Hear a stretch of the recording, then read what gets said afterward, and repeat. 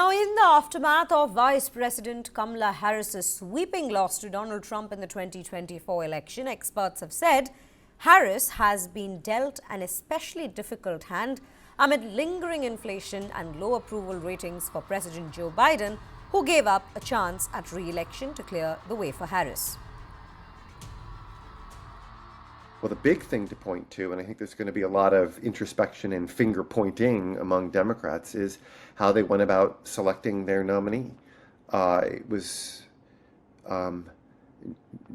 not conventional, to say the least, to stand behind effectively an uncontested primary season behind an incumbent president who then you abandon at the final hour and replace with the vice president who was the natural pick in some ways, but there wasn't so much as a moment of introspection between him stepping down and the party rallying behind her, even though in 2020 she ran what was widely regarded as a lackluster campaign. And it isn't clear what her core kind of base of supporters, what it looks like. And I think there'll be a lot of, as I said, a lot of finger pointing about not just towards people, but also towards process. Just how was this allowed to happen? I think in retrospect, one of her biggest challenges wasn't about her. It was about the fact from the start you were running a candidate who was tied to a deeply unpopular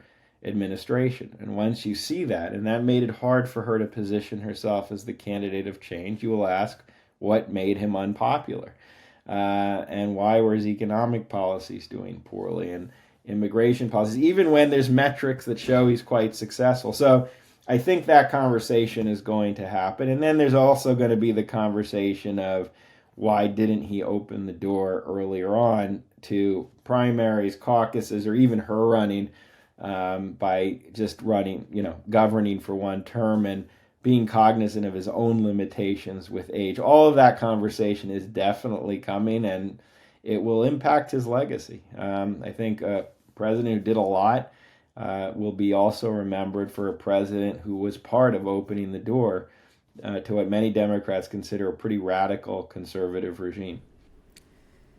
Now, disappointment, reflection, and a hint of optimism surrounding Kamala Harris's supporters on Wednesday as they awaited her concession speech at Howard University.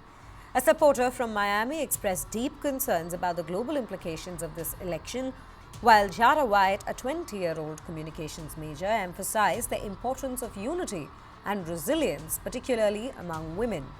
U.S. Vice President Kamala Harris delivered a concession speech to the nation on Wednesday after a whirlwind campaign that failed to stop Republican Donald Trump's return to the White House.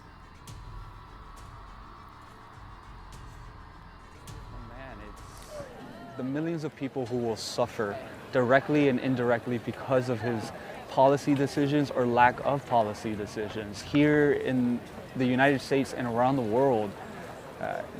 This morning I was just thinking about the soldiers in Ukraine, how they must be feeling that there's a good chance now they may lose this war without the support of America, that their sovereign nation might be overtaken by a dictator next door, and who knows what happens after that.